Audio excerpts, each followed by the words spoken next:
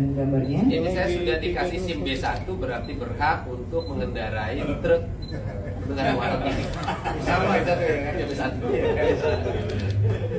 Yuk, kasih. Oke, terus kasih. Ya, kasih. Atur nuhun. Baik, ini mohon berkenan Kang.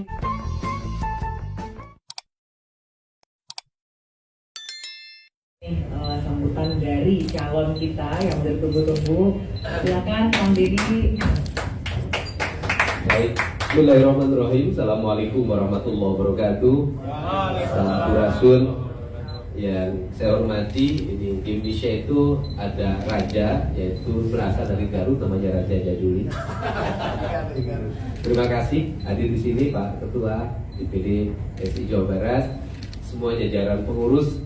Saya mengucapkan terima kasih dan rasa hormat yang setinggi-tingginya buat seluruh jajaran DPP PSI yang memberikan kontribusi bagi rakyat Jawa Barat dengan mengusung pasangan Deddy Mulyadi dan Erwan Setiawan. Dan pasangan ini mengambil angle pasangan dermawan, Deddy Mulyadi, Erwan Setiawan. Dan tentunya saya paham betul apa yang menjadi orientasi dan visi PSI, yaitu membangun sebuah peradaban dalam hidup masyarakat yang menjunjung tinggi semangat kebinekaan dan dengan mengedepankan toleransi.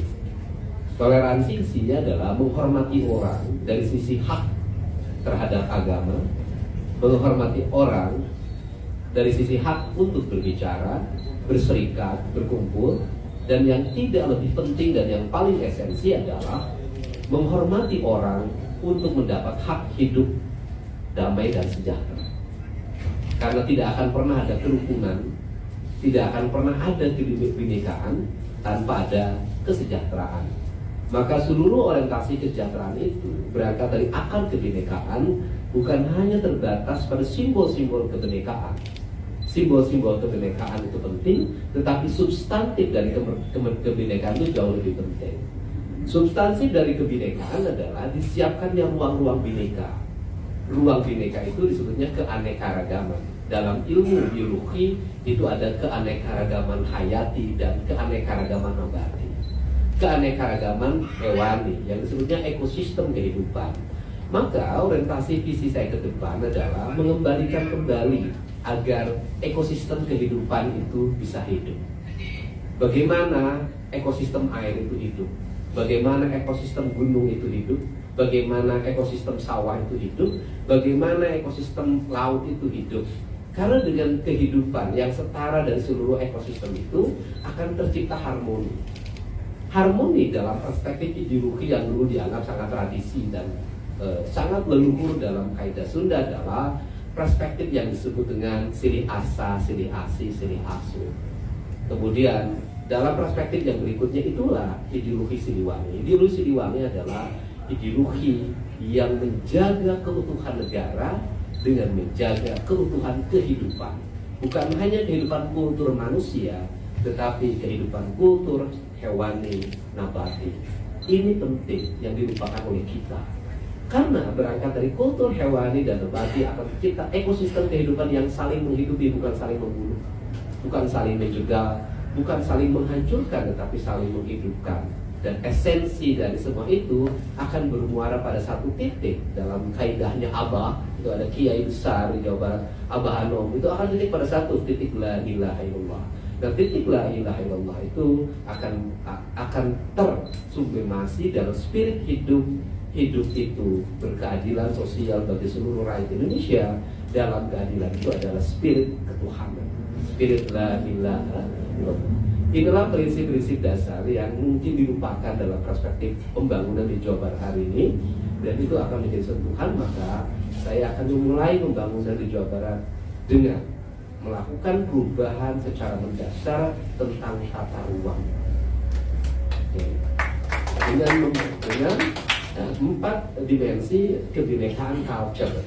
Ada Sunda Kulon, yaitu wilayahnya Bogor, sebagian Sukabumi. Ada Sunda Priangan, kita udah tahu. Priangan ada Priangan Timur, kemudian ada Sunda Cirebonan, Majalengka, Indramayu, dan itu Pantura sampai Karawang Utara, dan Anda sudah Betawi. Dalam karakter ini mungkin dalam 3 tahun ke depan nanti akan terlihat bagaimana karakter wilayah bangunan segala macam di sebuah wilayah. Ada Kulon begini cirinya, Priangan begini cirinya, kemudian Cirebon begini cirinya, kemudian nanti Betawi begini cirinya. Dengan saya tidak akan menjadi gubernurnya kota, saya akan menjadi gubernur Jawa Barat, dan nanti kantor gubernur tidak akan hanya di Gedung Sate. Saya tidak akan ngantor di Gedung Sate dalam setiap hari, tapi nanti ada kantor gubernur di wilayah Cirebon, sudah ada kantor ex-presiden zaman dulu. Ada kantor gubernur di wilayah Purwakarta, itu ada ex-presiden zaman dulu. Ada kantor gubernur di wilayah Bogor, itu ada ex-presiden zaman dulu. Dan ada kantor gubernur di wilayah Priangan Timur, yaitu ex-Garut. Dari situlah lahirlah pemimpin yang hadir di tengah-tengah masyarakat, tidak berada pada titik pusat pemerintahan, tetapi berada pada titik pusat kebutuhan publik. Publik butuh, di situ ada pemimpinnya. Karena tugas pemimpin hadir pada sebuah kebutuhan.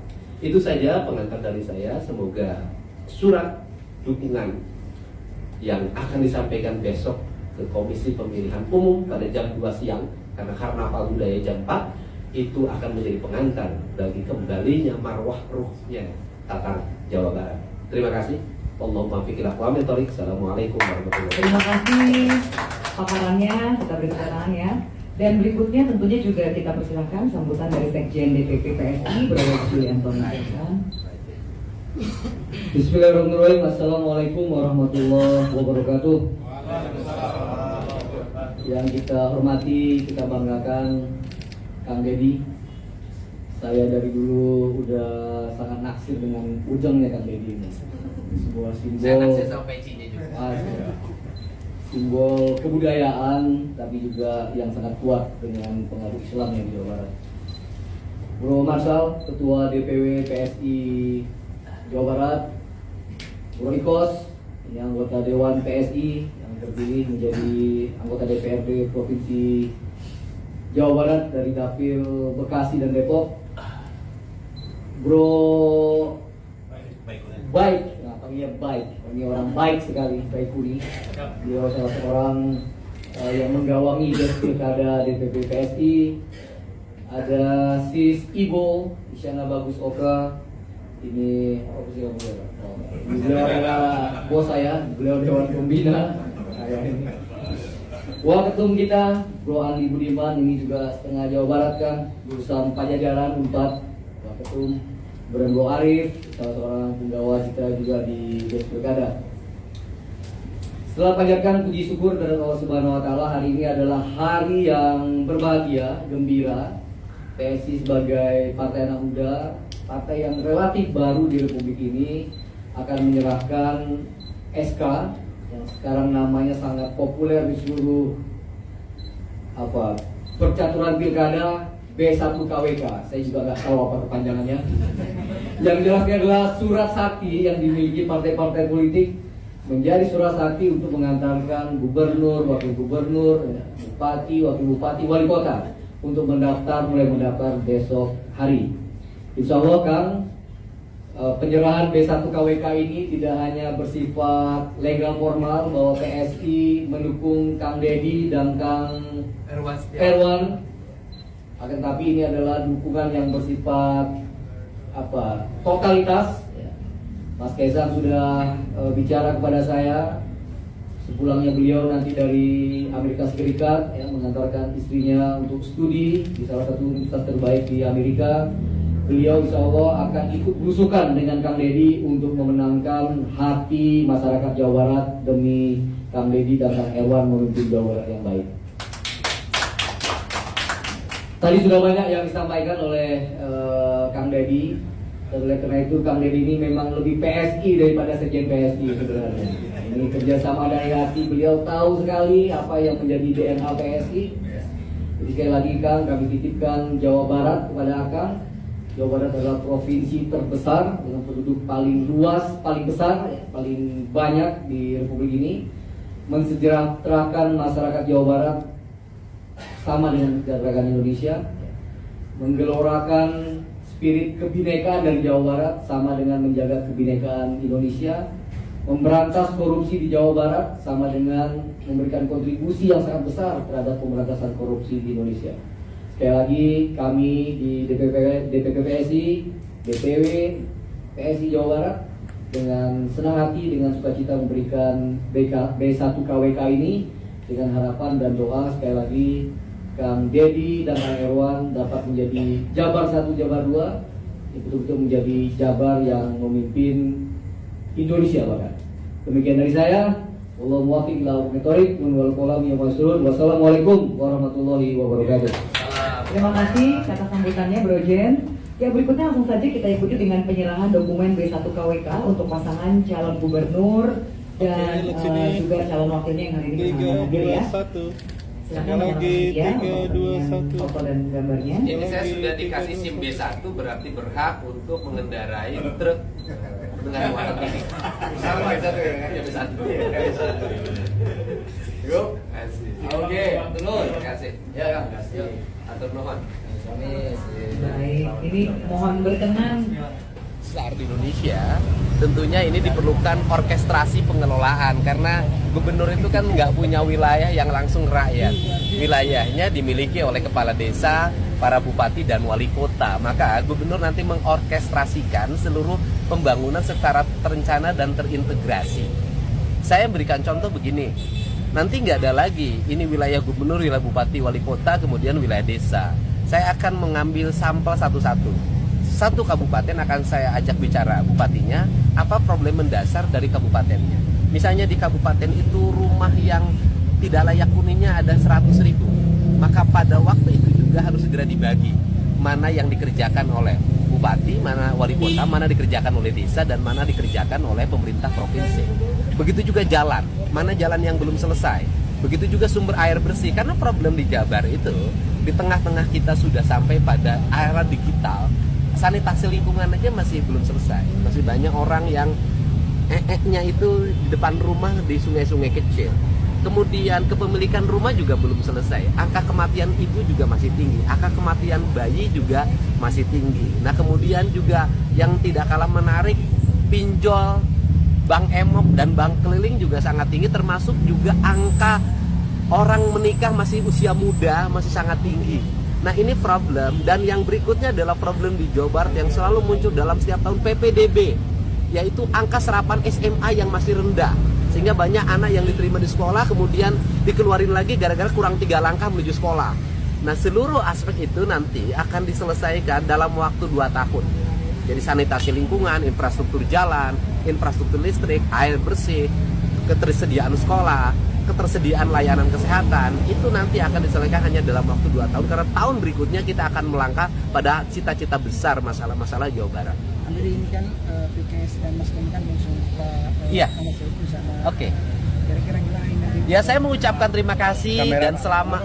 Saya mengucapkan terima kasih dan selamat buat pasangan Saihu dan pasangan Ahmad Saihu dan Ilham Habibie dengan tagline Jawa Barat lebih asik.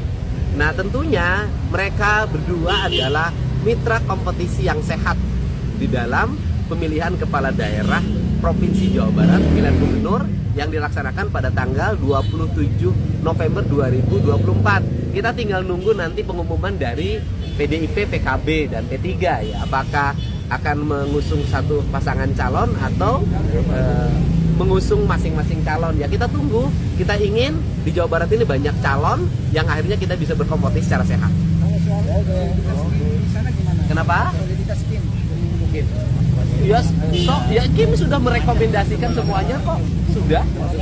Jadi Kim itu kan Golkar sudah, kemudian Demokrat sudah, Gerindra paling pertama, kemudian sekarang PSI sudah, PAN sudah. Jadi Kim sudah di Jawa Barat sudah sangat solid. Kalau nanti putusan MK kemarin tidak mempengaruhi soliditas Kim ya? Oh tidak, sudah selesai. Kita putusan MK ya kita menghormati dan tentunya kita harus melaksanakan karena itu konstitusi yang harus kita taati bersama, dan kita sambut dengan sukaria karena pemilu ini adalah pemilu kita untuk hidup berbahagia, bukan menderita. Ya, gimana?